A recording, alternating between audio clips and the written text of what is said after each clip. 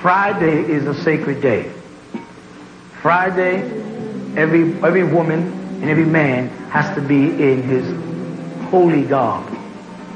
He has to be in Emma, Azaba, Jalabiya, the whole thing. No cap or sweaters on top of it. You know what I'm saying? None of those things. Everything is strictly did. And the women have to be in full garb, in white, veiled and all. So we start off with one day, which is Yom Jum'ah, right? And that day becomes a holy day.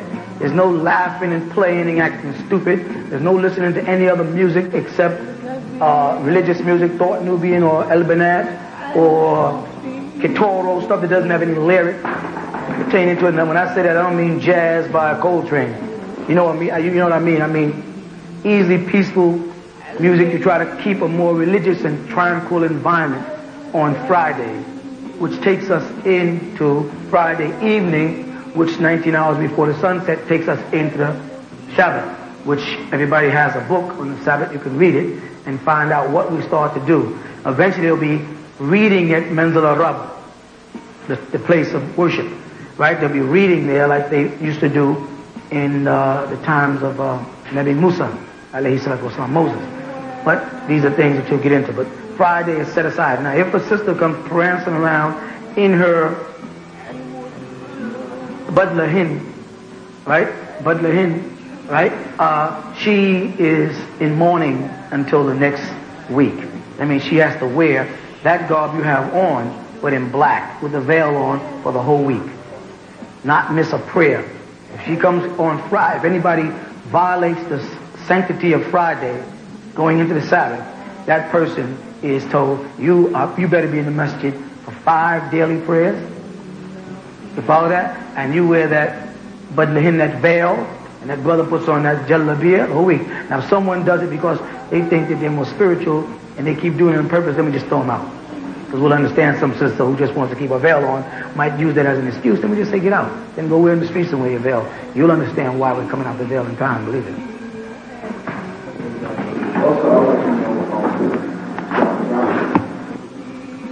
Yarmulke is the Yiddish word.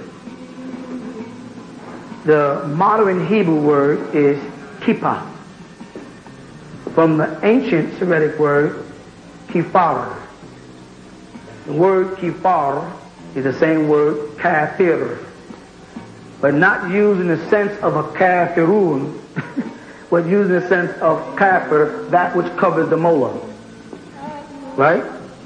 This is something that was worn way back in Israel. You follow? The Taj, which is the dome, which is this, can I take your hat a minute? Which is this hat here, is one of our dress.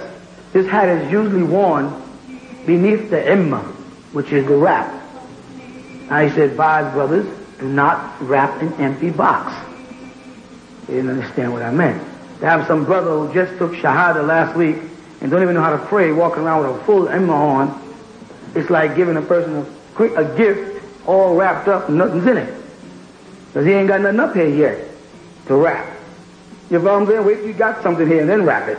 And then you protect it. But anyway, so this can be worn, this here cap here, could be worn without an imma, and we refer to it as a taj. Okay? Then there's the imama. The imama is what you find in the scripture used where they use the word yarmulke. Right? And imama is actually a pill box with the imma wrapped around it, which you see my father in the book wearing. And that went all the way back to the rabbis of Israel, the tribe of Judah. They used to wear those, multiple colored, because they had, each tribe had a color pattern, blue, white, red, etc. And then they would have the imma tied around it. So you have the taj, which is the dome. The tagiyah, something was later added into the language. Tagiyah. You have the taj, right, the dome. Then you have the imma, which is the imma that goes around that. Then you have the imama, and then you have the kufi. And this kufi from kupa and kufar just means to cover the molar. You follow? Now, the question is, can you wear this? Sure. You shouldn't wear that. Them pill boxes should stop being worn because they're associated with Orthodox or Shia or any other form of Mohammedanism. Of course, they hate when you call them Mohammedans, but we know that's exactly what they are. Mohammedans.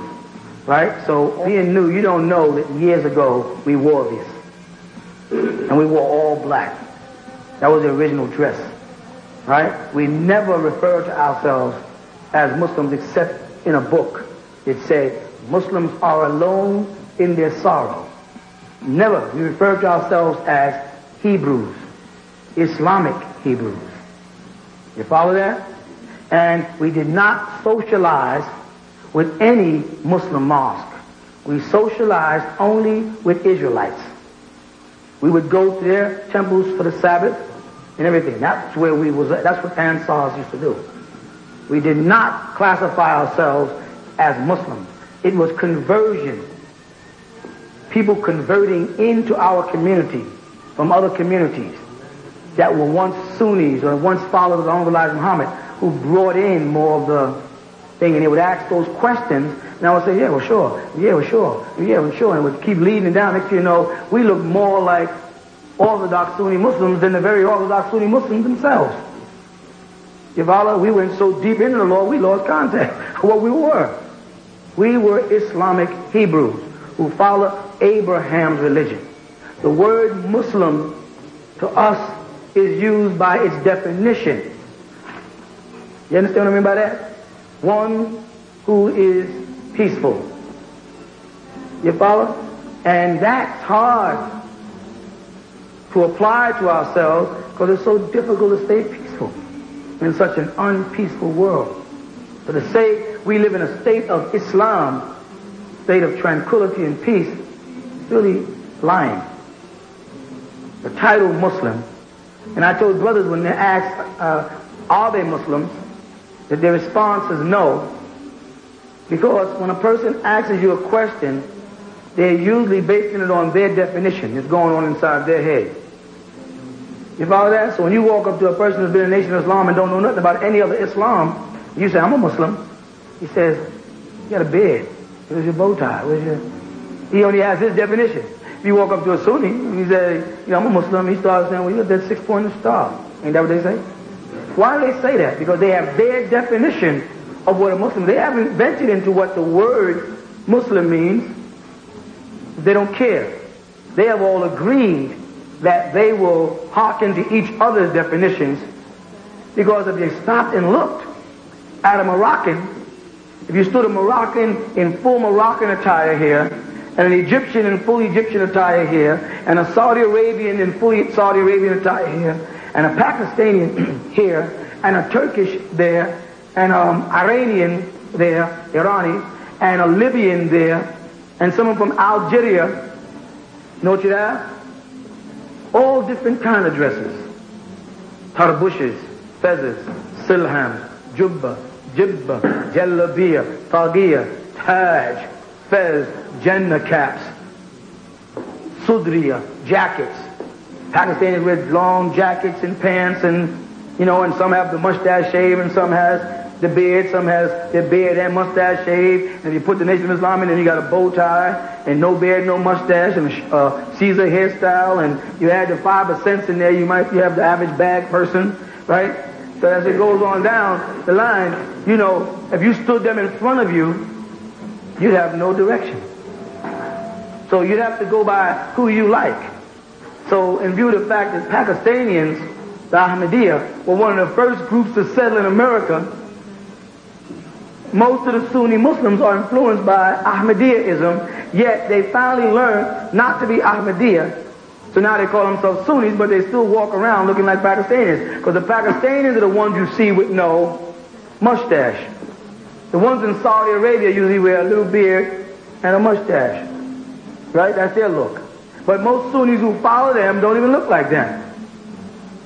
They walk around looking like Pakistanians, but saying they're following Saudi Arabians. Now if you look at the Egyptians, they wear what's called a kakula, or iba'a. And they have a very similar to the Imaam they wear, which is a little red fez, because they were once Turkish. Right? Now you take the Nubians in Sudan, what do they wear?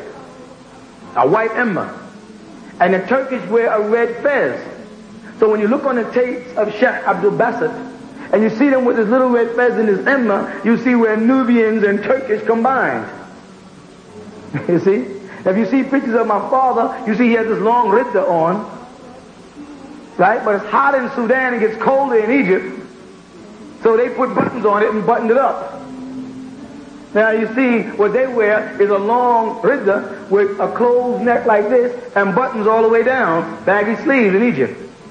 And they're walking around with a fez or tarbush, a Turkish hat with an emma on it. That's their dress. Now their jalabiya is, or jalaba as they call it, galaba or galabiya, right? Is straight over, slit down, opens up, real baggy sleeves, flares out. Go down to Nubia and you see that's where that came from. Because in Turkey they wear suits and jackets and pants and feathers. And bow ties, that's their look. And dark, thick plastic glasses, that's the Turkish. They ain't nothing but Caucasus people anyway, though. You understand what I'm saying? So now that's a standard look. Now let's travel all the way to the other side and go to Morocco, where they wear a fez, right? And what they call a jibla.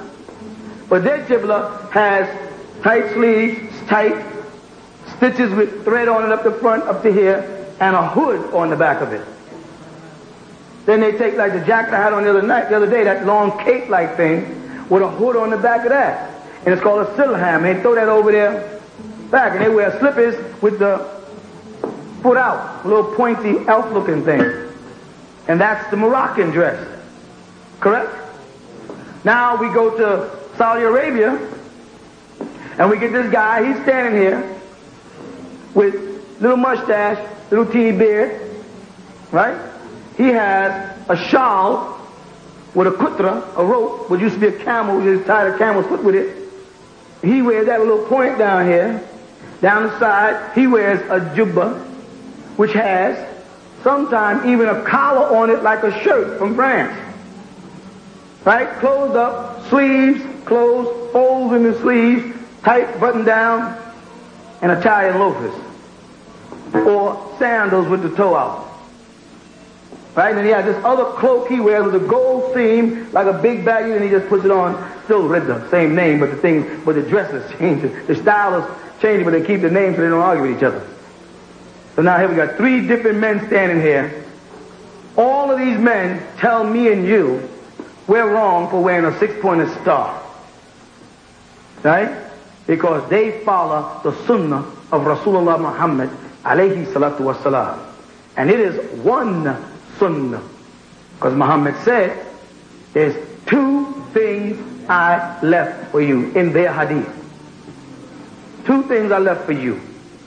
Right? Now, first of all, I'm sorry if I step on anybody's toe, hurt somebody's feelings, but Muhammad didn't leave me no Quran. Allah subhanahu wa ta'ala sent the Quran down. Somebody made a mistake. Muhammad ain't left me nothing.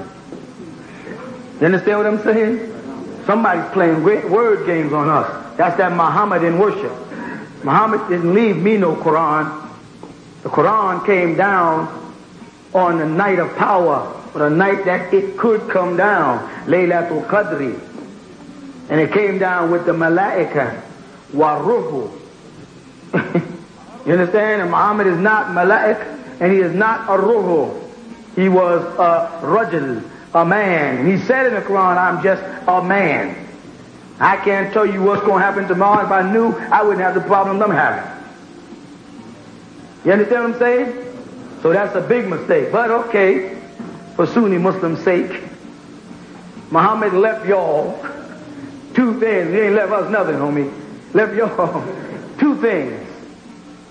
Al-Quran was sunnatuhu, and his path, or his way of doing things. Right? But it's in a single sunnah. A sunnah. Got that point? Now, which, like they did in the program, will the real follower of Muhammad's sunnah please stand up? You follow? Because if a Moroccan is standing here totally differently dressed from a Turkish, who's totally different dressed from a Pakistani, who's totally different dressed from a Sudanese, who's totally differently dressed from an Egyptian, who's totally different dressed from an Iranian, and now they got Chinese Muslims dressing the way they dress. And then you got the Nation of Islam. I mean, now which one of y'all do we follow? Because here we are lost in the wilderness of North America, just becoming conscious of self. And we're looking for some path to follow, so we'll be on that sunnah. Because we see the Quran, we got that, okay? Now we got to get to the second part of it, which would be that sunnah. Who is following the sunnah? These people go from Morocco, Turkey, Nigeria, all over the world to Egypt to study in Cairo. Under those men dressed like that, but then go back home and put on their own national dress. But the moment you say, well, part of our national dress is a six-pointed star and crescent, what do? They say this symbol here. Let's get into that too. This symbol here is a Jewish symbol. You follow that? Why do they say that? Because if you look in the Quran was not intended to be an educational text. It wasn't. It doesn't educate you in anything. There's nothing that's said in the Quran that wasn't already said in the Tanakh or the Torah. There's no history. There's no new history in there. All it did is try to answer little mistakes that was made by the rabbis who fell away from the path and fell into the Talmud and the Mishnah and started adding all these traditions and customs in and lost the path. And they told them in the Quran that if you follow Muhammad and obey what he says, you'll make it to paradise. Speaking to the so-called Yahudi. Poor translators, of course, have turned Yahudi into Jew. We know that the word Jew, J-E-W, has nothing to do with the word Yahudi. Right? Which we know can be done this way. Or they take this off and they put a ha here. Or they put a va there in translation. We know all of it comes from the same root. I'd like to be writing in Nubic, but y'all have to learn it, right? Right? Which would be the root had for guidance. You follow that? Which is the same word as, you know what I'm going to write. Hadi, from where the word Mahdi comes from. You follow that? Guidance. You see it? So the word Jew, J-E-W, has nothing whatsoever to do with the tribe of Israel and Jacob's fourth son, Judah. In their articles on Khazars, the Jewish encyclopedias tell us that in the 8th century A.D., Jewish missionaries ventured north of Babylon to the land of the Khazars between the Caspian and the Black Seas. Khazaria was a vast grassland on what is now the plains of southern Russia, inhabited by a race of merchants, artisans, and warriors of Hunnish Turkish stock. About 740 A.D., the king of the Khazars converted to Judaism and made it the state religion. Incredibly, within a few centuries, the people of Khazaria convinced themselves that they were not Gentiles after all, but the physical descendants of Abraham. Thus, by the 10th century A.D., a nation of proselyte Jews thrived in what is now central Russia. During the Middle Ages, the fierce Mongols from the east and Russians from the north drove the Khazars west out of their ancient homeland. Most settled in Eastern Europe, especially Poland, where they established communities of artisans and traders. Judaism thus became divided into two basic groups which remain today: the Ashkenazim, which are the Khazars of the east, and the Sephardic Oriental, which are Jews of Spain, Turkey, and lands bordering on the Mediterranean. Today, the Ashkenazim, or Khazars, are the vast majority, about 80% of those who call themselves Jews. The two most recent premiers of Israel illustrate these two racial types. Shimon Peres is a Sephardic Jew from authentic Jewish stock. Yitzhak Shamir, like Menachem Begin, is Ashkenazim or Khazar in origin. But Arabs, pale Arabs, who only study the Quran and Hadith and won't step any further, they won't even implement the study of the Torah or the Injil or the book of Barnabas or the book of Hikmah. They won't even introduce these or Sahaf into their teachings. So they leave their people numb. You follow that? And this is one of your biggest problems. Trying to converse with one of these numb people about a simple thing like Mogen David or the Star of David. Forget the crescent is there. And just look at the star for a minute. Without the crescent, you still come down to an Islamic symbol. If Muslims are saying that Nabi Dawood was just that, a prophet of Allah or an apostle of Allah, and his name is mentioned in the Quran, and that he followed Islam, the religion of Abraham, Millah Ibrahim al-Islam, right? So that would still be an Islamic symbol. But there's nowhere in history where you find a five-pointed star written in any scriptures or law pertaining to Islam, Judaism, anything. But you will find that the Jew, the J-E-W, from the Caucasus Mountains, and the pale ones that mix their seed here in Israel, those devils, you'll find that they had a five-pointed star as their symbol before, called the Seal of Solomon. It was used in witchcraft to keep Khanas down. And it's still being used today in governments and in witchcraft, the pentagram. Jewish Encyclopedia, in its article on Judaism, says modern Judaism and the Judaism of the Old Testament are very different. It says that after Nebuchadnezzar conquered Judah in the 6th century B.C. and led the Jews to distant Babylon, the Jews were faced with challenges to their faith they had never before experienced. Ever since the time of Solomon, the religion of Israel had centered around the magnificent temple in Jerusalem with its sacrifices and rituals. Migrating across North Africa and Central Europe, the great majority of Jews who had lived in Babylon for almost 1,600 years now began to find their destinies in the cities of the West. Yet in coming to the West, Jews found their Christian neighbors extremely intolerant of the antisocial deviations Jews had taken for granted in Babylon. In order to survive, it was necessary to abandon such Babylonian traditions. But that was not as easy as it sounds. For 1,000 years, the Pharisees had commanded such deviations. Most Jews could not bring themselves to defy the authority of the Pharisees. But you can spend all day talking to a Sunni about that. And it just won't get nowhere, because he's just too thick. He's sumun, bukmun, hummun. Deaf, dumb, and blind. Allah says you just wander on. So now we come to a problem. What sunnah do we tell our people to follow? Here we are, a nation of people who were lost, who've now found ourselves. Correct?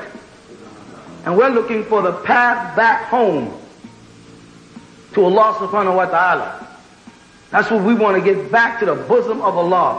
When we leave this physical world, we want our soul accepted back into the garden from which we was cast out for our stupidity because we were beguiled by the serpent.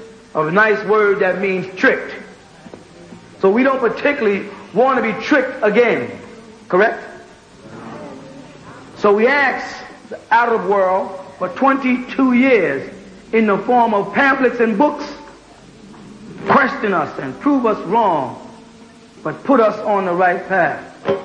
And they had the option to come into any of our communities over that period of 22 years, I should say, and stand at that mic, and I would even let them come up to the pulpit and give us truth based on the words of Allah, not of any man. And if you give us the truth and defeat what we're saying, then we will follow you. Because you have the path back to the bosom of Allah. And that's all we're interested in. We're not being Christians belonging to some church just to be here. Like some of your relatives, they say, I don't believe in what they're doing. It's just a church. You know, we go to picnics and we have a good time. We like each other. Well, I'm not particularly interested in being around a bunch of black people just because I like them. We got to have something in common. And the thing we got to have in common is our desire to get back to Allah. The moment you lose that, I have no desire to be around you. You follow? Because we're not the best company. As long as we're hating ourselves and us hating each other. You understand what I'm saying? So we ask the Arab world, come forth. Prove us wrong. We address the Quran, the Torah, the Injil, what prophets are, what angels are. Right? What to do at birth, what to do in sex. We put it all out there. Nobody could stand up. And don't tell me they ignored us. If they did, there wouldn't have been no cult book. And they should have let the cult book get printed in Jamaica or in America, so it wouldn't have been so obvious that the Saudi Arabian world was behind it. Because you, as a black man, a Nubian, cannot go to Saudi Arabia and indulge in any business. Bilal Phillips tells them that now. I got a latest tape on him speaking to them when he tells them to go to Belize. Not to Saudi Arabia where there's money. Not to Kuwait. He tells them to go to Belize out of his own mouth. Each and every person who prays here at Masjid Taqwa will now pack his bags and head for Saudi Arabia. Because Saudi Arabia will not allow you to make hijrah there. And there's no point asking, why won't Saudi Arabia allow us to make hijrah there? Because they won't. And Allah will not ask us, why didn't Saudi Arabia allow us to make hijrah there? He'll ask us, why didn't we make hijrah? So it means that we have to find elsewhere. And so that this is not just a theoretical presentation, Allah has blessed me with the opportunity to travel both in the United States, in Central South America, and in the Caribbean, the islands. And throughout my travels, I have kept an eye open for a point of hijrah. There are a number of different attempts that are being made in the country. I've visited some. I've invested in some. Because my desire is to make that hijrah also. I know some of you may wonder, well, you've been over in Saudi Arabia for the last 15 years. I thought you made hijrah there. No, I told you. It's not possible to make hijrah there. I would like to. That's Medina, a beautiful place to live. But you, as a non-Saudi Arabian, cannot buy land there. You cannot own land there. So therefore, you can't take it. So that's only a temporary stopping off point. I went there for not temporary. Alhamdulillah, I found in a far-off place, not really too far off, which some of you, or many of you, probably have never heard of.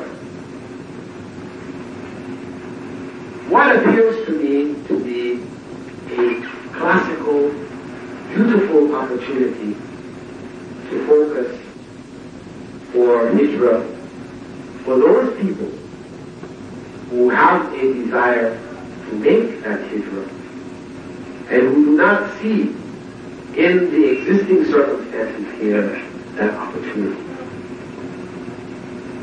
The place I found is a country which used to be known as British Honduras. It is now known as Belize. It has borders with Mexico, and you can drive there from here. It's about an hour and a half flight from Miami. Some little country way off the tip of Mexico where 70 or 95% of people are Christians, and there's revolution and riots and bad soil. This is where he sends us. All we asked for was to stand up and prove us wrong. But use the scriptures of Allah. And if you can prove us wrong and what you say is right, then we will follow you. But if you can't prove us wrong, and you can't prove us wrong, then you should have stopped doing that stupidness and that silliness. Found them Pakistanis who don't know where they're going. Egyptians don't know where they're going. The Moroccans don't know where they're going. The people of Libya don't know where they're going. They just sit in the room together and don't question each other. Shouldn't somebody from Saudi Arabia say, well, we're from Saudi Arabia. We're from the city of Rasulullah, alayhi salatu wasalam, and this is how he dressed. You were wrong. As wrong as when I pull out my six-pointed star and you say, that's wrong. Or as it just did, I have to be wrong. Because I'm supposed to be your nigger slave. I'm supposed to listen to you. But history has proven to us that you, Mr. Whitey, was once our slaves. And that you once listened to us. You follow that? And then when it says Allah so loved the world that he gave his only begotten son, that your description of him in the Bible is that he has lamb's wool hair and feet like brass, fine brass, as if it's been burnt in a furnace. Your description of the gift to the world from the Heavenly Father is a Nubian. You follow that? Don't try to tell us Chaldeans ain't black. The pictures are on the wall. Right now in the Persian Gulf, the pictures are on the wall where they carved them in. You can see the little knotty hair and the dark skin where Abraham was born and of where Abraham came. And what was Abraham then? A Nubian. A Chaldean, but a Nubian. And we go to Egypt. And we go down to the real part of Egypt, which is really up into Nubia. They call it down when it's really up, the Nile. We go into Nubia and we see the pictures on the wall, hieroglyphics. And we see Nubian people in Egypt. We go into South America and we see Nubian people, even on the shores of America, before Columbus's invasion, before the so-called Aztecs and Mayans moved up here. When America and Africa parted, we were walking on that spot, back and forth, hunting, fishing, and building. So when it parted, some of us were still over here in America, which is called America today, the land of the eagle. You follow that? So we know who we are. We know that we was created supreme. Put on your coat of armor. Just put on the armor of Allah and be ready. That's what we did. You know who we are. We know we're the people who got to teach everybody on the planet. But what I found out is we got to get together first and teach ourselves. We got to get back into ourselves. We ran out there and we're not prepared. Right? We got to get ourselves organized and set these classes up right and get this message across to everybody so everybody here is teaching the same message wherever they are. And where you come in is you got to stop trying to have your own sunnah of what I teach. Add in a little flavor when you can't answer a question. You can't answer a question, say, I can't answer the question. I'll get the question though, because I'm going up there Saturday, and I'll see the man and I'll ask. And if I can't get the question this week, I'll have it next week, but I'll get it for you. You follow? But don't get up there and try to answer questions you don't know how. And then you mislead people. You misguide them. And all those words, Huda, Mahdi, falls to dust, to naught. You understand what I'm saying? But we ask the Sunni world, show us which one of these guys is following the one man, Muhammad. Who did he dress like? Did he dress like you, Mr. Moroccan? You, Mr. Turkish? You, Mr. Egyptian? You, Mr. what? Persian? Mr. Iran? You, did I leave anybody out? Saudi Arabian? You, Mr. Pakistanian? You, Mr. Sudanese? Which one of these men did he dress like? Or did he change into each person's culture that didn't even exist in his time? Then, before its time, I mean, he was a prophet, he could have did that. He could have dressed like Moroccan before they developed their dress. But he didn't. Because you don't have none of that written in your hadith. You describe the way he dressed, and then you don't dress that way. We are Hebrews.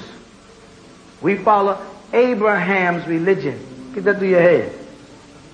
We're only Muslims by the definition of a person aspiring to be peaceful. We are not Muslims in the sense of following Muhammad. There was a picture here last week of a Kaaba. And I said, you got an idol on the wall inside the masjid in Manzil Allah. There's a Kaaba on the wall. That's an idol.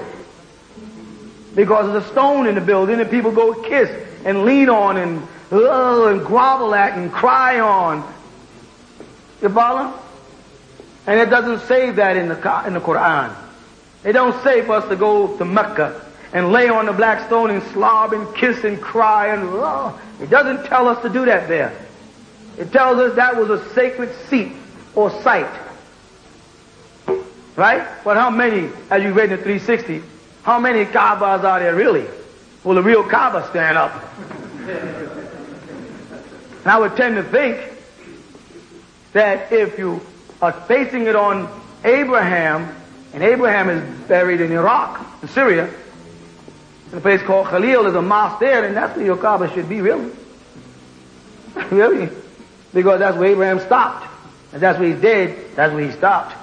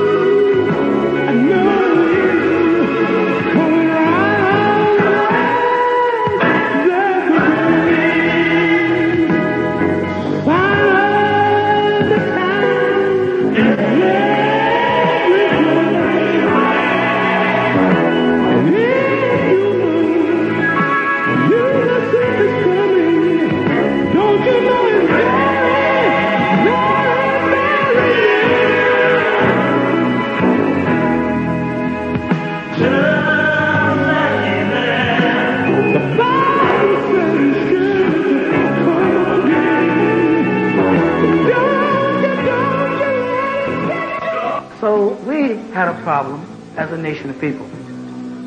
We slowly but surely got lured into the Islamic world. The Islamic world is like vegetable soup. Everybody got their own letter. And they all justify why they do wrong, and they're always ready to kill somebody like Dr. Rashad Khalifa or Solomon Rushdie or Dr. Anna Sharosh. They want to kill them because they take it upon themselves to question what they do. I mean, come on. You see 5 guys from 5 different countries standing there dressed different, all saying we follow the Sunnah of Muhammad. There's a question there, buddy. In case you didn't realize it, there's a question in the making there. Which one of y'all, now if there's a learned man from each, we really have a problem. If he's a regular layman, he can say, oh, well, I just dress like this. Traditional.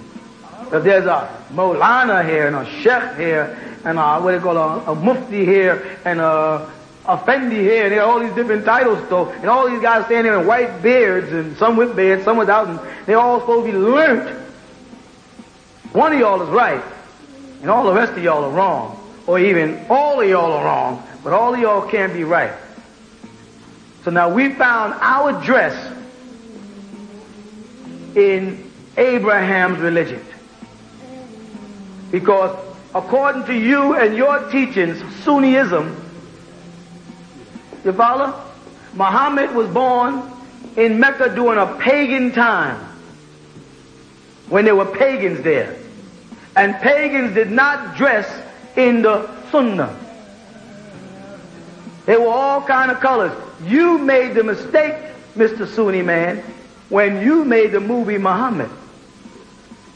And you showed all of them dressed in all these funny colors, and then after Muhammad came, they got in white. Right? But Muhammad must have been dressing in the same colors of all his descendants and relatives. Pagan clothes. Until they went somewhere on their first hijrah.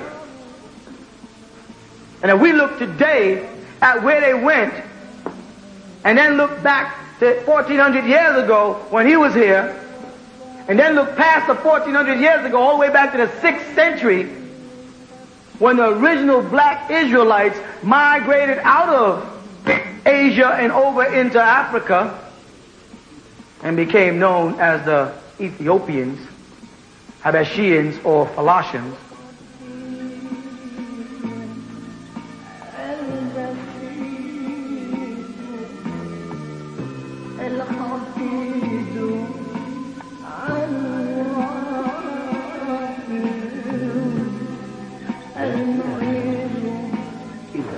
If we see them, and you have seen them on television, they're dressed like you with an imam.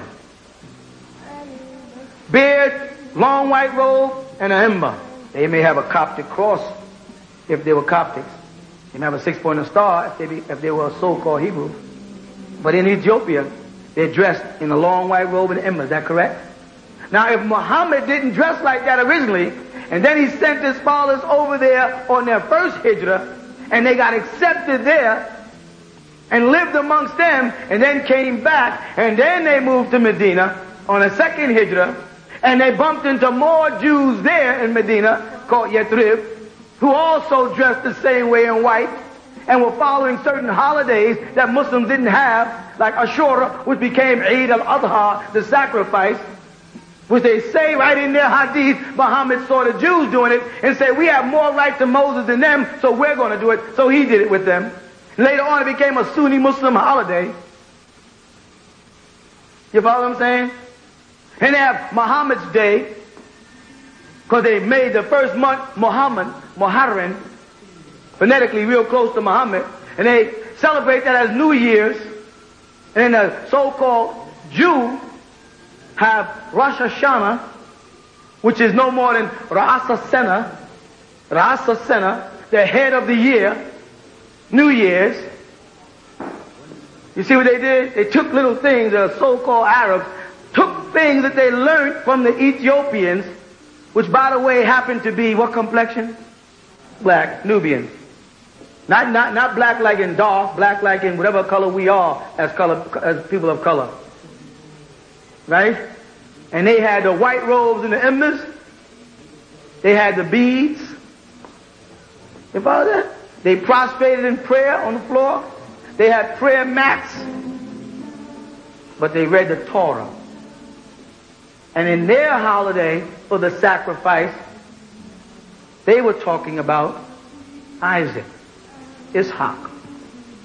So when someone stole the holiday, watch this close, or used it, they had to say, let's take the Isaac out and add the Ishmael in. Which means they had to study the Torah first, see it said Isaac, saw the word and the name Isaac in the Torah. It's not in the Quran anywhere. As the Quran came after that, because I know and you know if they lived in Ethiopia amongst the Philosophers, they had to read well, there wasn't no Quran yet. The Quran was written after that. So there was a chance for it to have Ishmael if there was a confusion in the hearts of the followers of Muhammad. If there was a confusion in their minds as to whether it was Ishmael or Isaac, and there was in Ethiopia with Isaac followers, then there was a chance as the Quran was being revealed, well, it revealed to say that Jesus was not crucified. It was correcting other errors. So why didn't it correct that error? Why didn't the name Ishmael appear in the Quran with the sacrifice? Because Allah intended them to recognize who they say they recognize. Right in the Holy Quran, 136. They say they recognize all of Abraham's family and the tribes. And ain't that Isaac? So ask them, well, what do y'all observe that the so-called family of Abraham observed? And if you say you recognize them as prophets.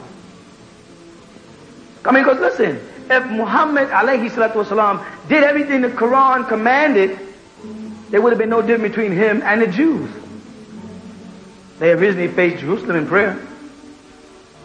The word masjid doesn't alleviate the word synagogue. The word masjid means where you prostrate. Sajada. So, just because we're prostrating in this building, it doesn't make it a masjid. We made it a masjid because we're prostrating in this building. And so if I have my prayer rug out in the middle of Central Park and I'm prostrating on the space of my prayer rug and I put a mihrab there, because you said in your hadith we must put something in front of us to establish a mihrab, then I got a little masjid I'm on. So wherever I put my prayer rug down and prostrate, that is the... So where's our temple? If where we prostrate is a masjid, and any way we prostrate could be a masjid, where's our temple and what do we call it? It was called a synagogue. Right? That's what it was called. Whether we prostrated in it or not. And so-called Israelites go in their synagogue originally and they prostrate. So therefore, their synagogue is also a masjid. And our masjid is also a... They wear a talus. It's called a shawl. Like that, brother. They have stripes in it. It's like that, brother. They use a tefillin for prayer, like when you see the Muslims with the kutra and shawl on. Correct? With the stripes in it, the same thing like we do. They wear hats like we do. We have modernized them and kind of bushed them and shaped them all out of shape, but they basically, there's not much difference between what he has on here and what I have on. Or what he has on is just that it's starting to stretch past the forehead. Probably started with people burning their head and getting scars, trying to put something down here to stop that pain. Otherwise, your part of your prayer would be Allahu Akbar, ouch. When you hit that ground and hit that scar, I used to have one, I burnt my head in Mecca. And I said, this is real silly. When I was doing it, I was saying, this is dumb, this is burning. I got a scar on my head, permanent. Everybody walking around with these scars, with like burning a hole in your face is a good thing to do when they tell you don't disfigure your body. They teach you don't disfigure your body, but you walk around and burn with a disfigured body. You know what you see when you look at Sunni Islam? You look at anti-Christism, anti-Allahism. Everything they do is going against it. Now, we were in it. We were in it and on the same wagon with them. Praise be to Allah, we jumped off the wagon. Don't wrestle with me. Stay on the wagon, fool. I didn't jump down. I'm saying, get down here because I got y'all on the wagon. So we on the wrong wagon. We don't have to be there. Red Arabs have to be there because they can't be Ethiopian if they wanna. They can't be Nubians if they wanna. They can't be Egyptians if they wanna. They can't be Chaldeans if they wanna. They can't be the original Syrians if they want to. They cannot be us. What they gave us is a whole new identity. It's called Africanism. You understand that? And they condensed us to a certain continent and call it Africa, Africa, Baraka, to divide us up. And we became Nigerian and Ghanaian and Angolan and what?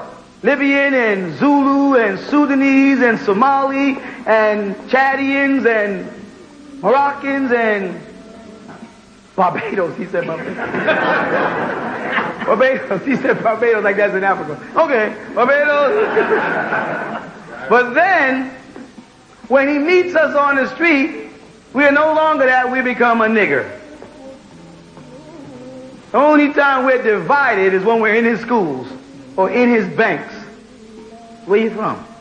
Nigeria. Okay. You know what I'm saying?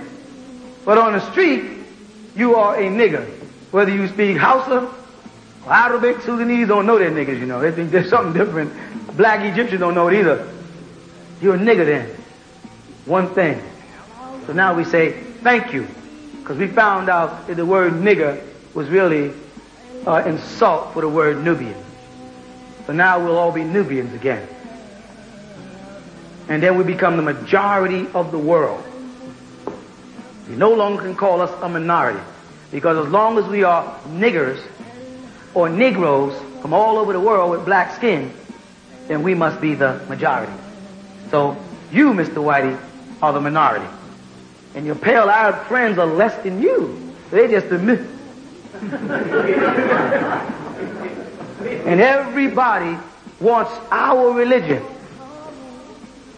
The so-called Russians stole it, and now they call themselves Jews. The pale Arabs stole it, and now they call themselves Muslims. Right? Everybody wants our way of life. And then it was watered down and became Coptic Christians and all kind of stuff. Everybody stole our way of life because we didn't want to use it. Well, I'm saying let's jump off the wagon. We're going to move into mainstream, not mainstream Islam either. Mainstream world, because the whole world looks at us. You know why? Because if y'all stood up and looked at each other, go ahead, you're probably afraid to stand up and look at each other. Just look around.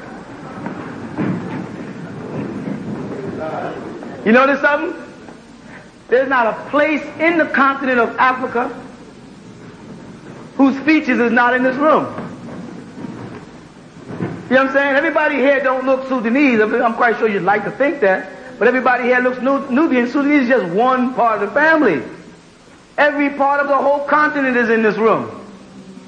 I mean, we affect the whole world. You understand what I'm saying? And when we establish our culture as the lost tribes, namely Israel, Ishmael, and Midian, everybody is going to marvel at you.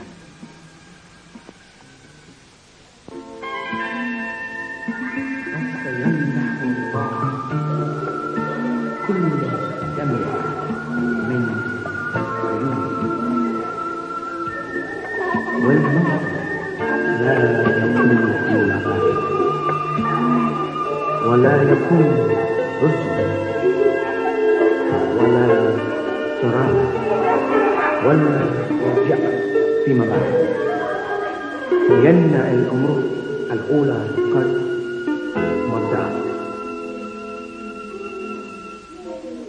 And Allah shall wipe away all the tears from their eyes, and there shall be no more death, neither sorrow nor crying.